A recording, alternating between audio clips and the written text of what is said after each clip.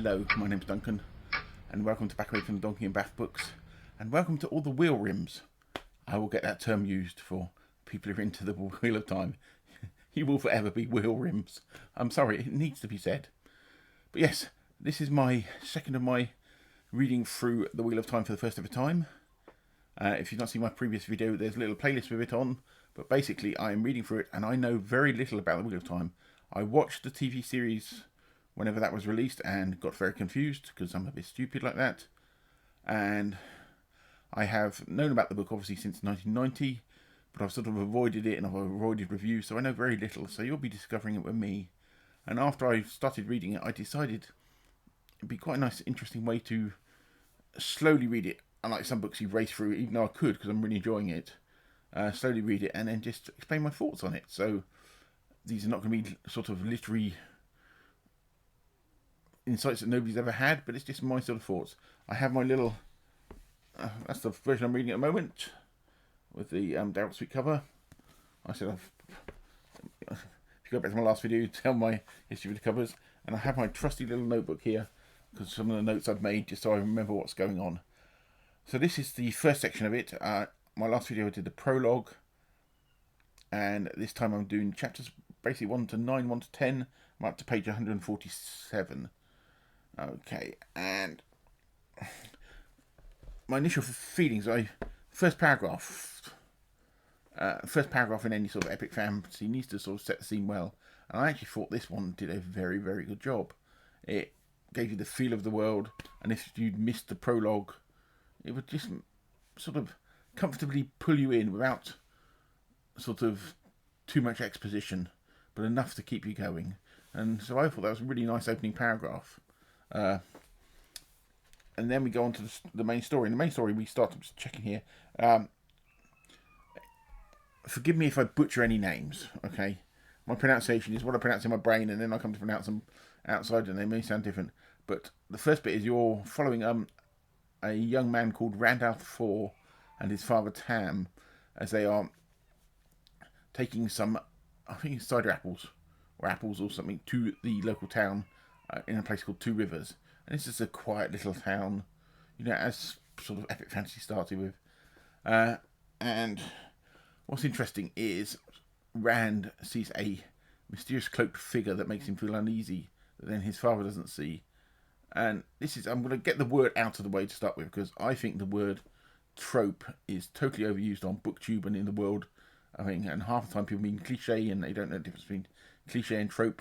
So this is the first and only time I am going to be using the term. But yes, we sort of follow the story of the dark, mysterious figure watching on somebody, which I've seen in many fantasies, as have we all. But as with all these so-called tropes and cliches and things, it's how they're used. The reason we have all these certain narratives that get reused through time from fairy tales onwards is they work, and they work to tell the story that the author's trying to tell. So with this one, we have the dark figure that's watching them. So they go to the town of Two Rivers, and what we find is, so I'm just remembering all the names, so I'm looking down, is Rand has some friends, Matrim and Perrin. And Matrim gets called Matt, and Perrin are like his two young friends, and they also had seen this cloaked figure, which is quite interesting.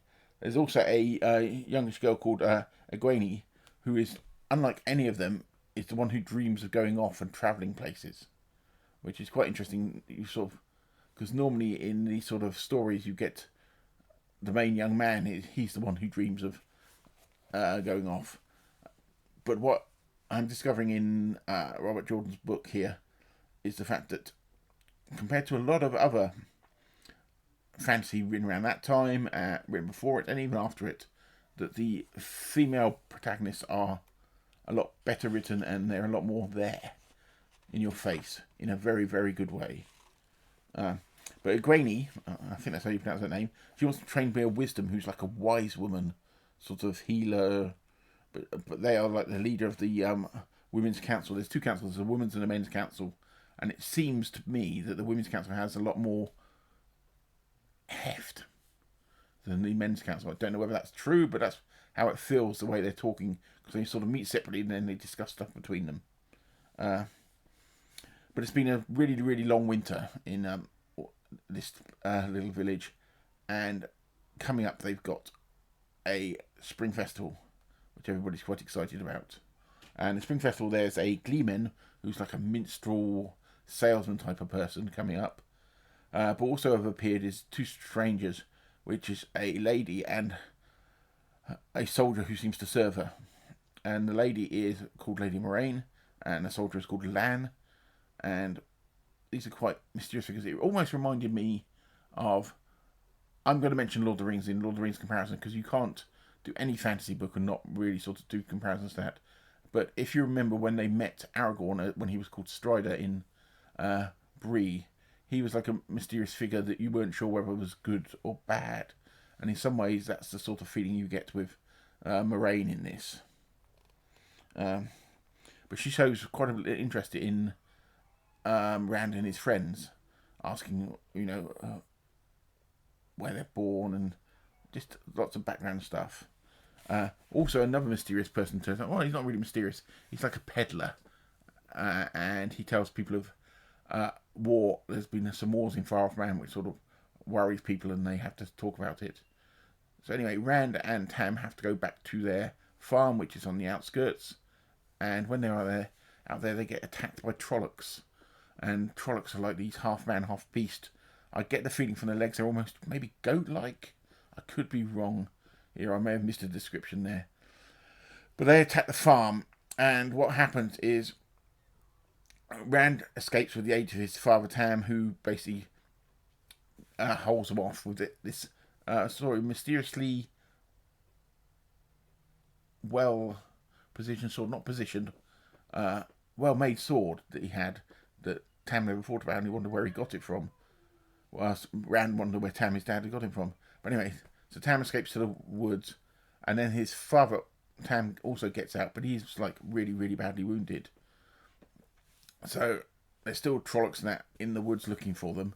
So Rand has to go back to their house to pick up some things and maybe get a horse or a cart or something to enable him to transport his father to go back to the village. And when he does that, he ends up fighting with a Trolloc, who he ends up killing with this sword that was his father's. But also, searching through the stuff, he finds, I can't remember what it is off the top of my head now, clues and memories. He has flashbacks that he is actually adopted son of his dad, not actually blood relative. And this sort of plays onto the sort of bit that you get in a lot of fantasy of the person being an orphan, or the person, I don't know whether the Rand is going to end up being the main powerful person, but if he ends up being like the main sort of chosen one, him not coming from sort of normal, can't be a normal person. They normally end up being descended from somebody that you didn't know about, which, yeah, a bit cliched, but it's always, as I said with these things, how it's done. The reason these stories get retold in certain ways is because those ways of telling the stories work. That's why authors use them. And people, if they're badly done, that's when you notice. So anyway, so he also discovers that the dark figure that's been watching him is also with the Trollocs. He's like leading the Trollocs. And later on, somebody gives them a name, which I cannot remember off the top of my head, and I don't think I wrote it down there. But anyway, he manages to get his father back, and the wisdom says that she cannot heal him. But what I discover is the Trollocs also had attacked the village. And what happened was the lady, the Moraine, and Lan had fought off the Trollocs, because it comes out that she's an Aes Sedai, who is a person who uses magic from the female part of the magic that they have. Because if you, as you read before, and as also Peddler explains, the magic was tainted by this person called the Dragon. Okay. Because the Peddler, sorry, I'm just going back a bit because I just remembered this.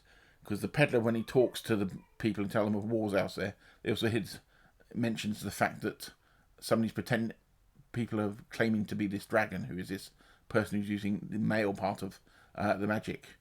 But normally when this has happened in past, that has driven them insane.